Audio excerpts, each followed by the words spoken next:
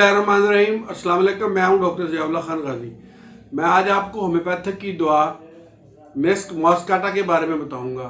Next मॉस्काटा बुनियादी तौर पर हमारी जायफल से तैयार होने वाली दवाई है, जो कि हमारे आम खानों के अंदर जायफल जलवतरी वगैरह खुशबू के लिए डालते हैं, उससे तैयार की जाती है।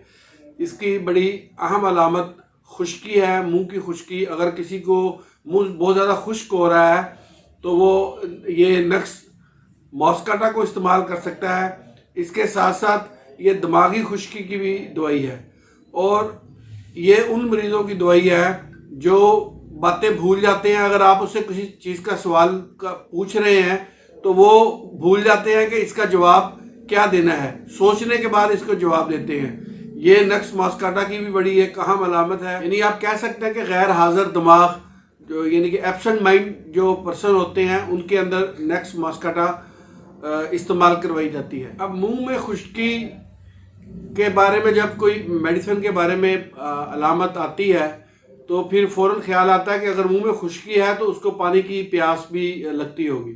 लेकिन यही इस दवाई की एक ख़ास अलामत है कि मुंह में खुश्की है, गुनूदगी हो रही है, लेकिन उसके बावजूद भी मरीज़ को प्यास नहीं है, प्यास बिल्कुल गायब है। ये एक बड़ी ख़ास इसकी अलामत है। प्यास नहीं होती दवाई के अंदर, लेकिन जो मरीज़ का लबाब बनता है वो उसके मुंह के अंदर रुई के गालों की तरह महसूस होता है, और हिस्ट्रिया में इस्तेमाल की जाती है। जिनको हिस्ट्रियाई दौरे पड़ते हैं, चाहे ख़वातीन हैं चाहे मर्द हैं, वहाँ पे ये इस्तेमाल की जाती है।